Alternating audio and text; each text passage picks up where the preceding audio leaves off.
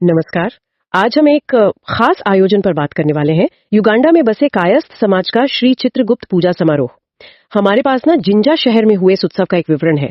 लगता है वहीं के किसी प्रतिभागी ने या शायद आयोजक ने ही साझा किया है। हाँ। तो आज हम सिर्फ ये नहीं देखेंगे कि हुआ क्या, बल्कि ये समझने की कोशिश करेंगे कि भाई भारत से इतनी दूर युगांडा जैसे देश में इस तरह के आयोजन के मायने क्या हैं? मतलब एक समुदाय के लिए इसकी क्या अहमियत हो सकती है? बिल्कुल बिल्कुल। और ये जो विवरण है इसके जरिए हम कोशिश करेंगे युगांडा में कायस्थ समुदाय की जो सांस्कृतिक पहचान है, उनकी एकता है, उनके सामुदायिक जीवन की एक झलक पाने की, समझने की कोशिश करेंगे कि कैसे ये सब उन्हें अपनी जड़ों से जुड़े रखता है, खासकर जब वो अपनी मातृभूमि से मतलब इतनी दूर है। तो इस विवरण में क्या बताया गया है? लिखा है कि जिंजा के एसटीएम मंदिर में शाम 7 बजे श्री चित्रगुप्त पूजा शुरू हुई और करीब 1.5 घंटे चली।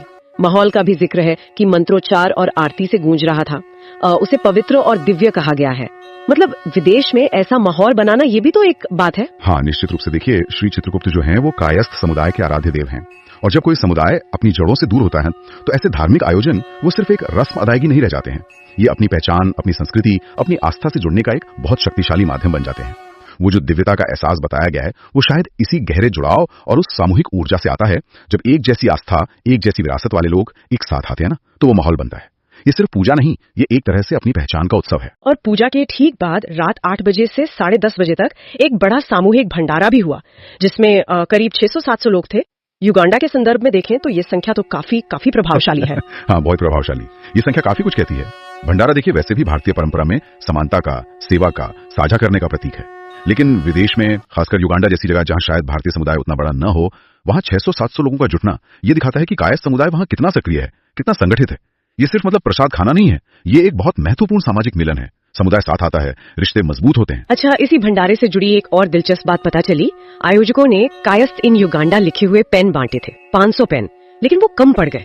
बताया गया कि करीब 200 पेन और चाहिए थे। ये तो बड़ी बात है। हाँ, ये रोचक है, बहुत रोचक। पेन पर कायस्थ इन युगांडा लिखा होना ये महज एक, आप कह सकते हैं, यादगार तोहफा नहीं है।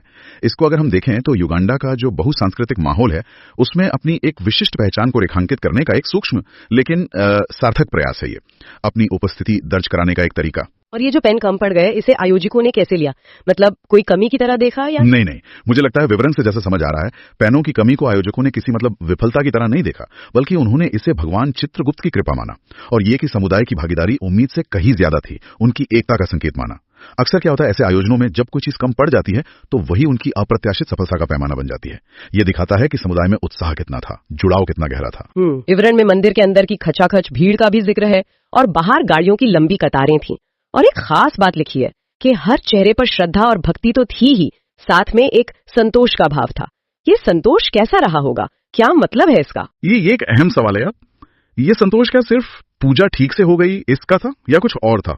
मुझे लगता है शायद ये अपने समुदाय के बीच होने का, अपनी सांस्कृतिक जड़ों से इतने दूर रहकर भी दोबारा जुड़ने का और एक साझा पहचान का हिस्सा होने का वो गहरा संतोष था। परदेश में रहते हुए ये जो अपनेपन का एहसास होता ना, ये सामूहिक अनुभव, ये भावनात्मक रूप से बहुत बहुत ताकत देता है। तो ये आयोजन सिर्फ धार्मिक नहीं रहा, ये एक बड़ा सामाजिक और सांस्कृतिक उत्सव बन गया, समुदाय की एकता, सहयोग, अपनेपन का प्रतीक। और ये दुनिया भर में जो प्रवासी भारतीय समुदाय है ना, उनके अनुभव से काफी मिलता जुलता है, जहां ऐसे आयोजन रिश्ते बनाने, नेटवर्क बनाने और जिसे हम अकादमिक भाषा में सामाजिक पूंजी या सोशल कैपिटल कहते हैं, उसे बनाने का एक माध्यम बनते हैं। मतलब वो आपसी भरोसा, वो सहयोग का ताना बाना जो मुश्किल वक्त में काम आता है। तो कुल मिला के ये जो तस्वीर उभर रही है वो युगांडा में एक जीवंत, एक मजबूती से जुड़े हुए कायस्थ समुदाय की है।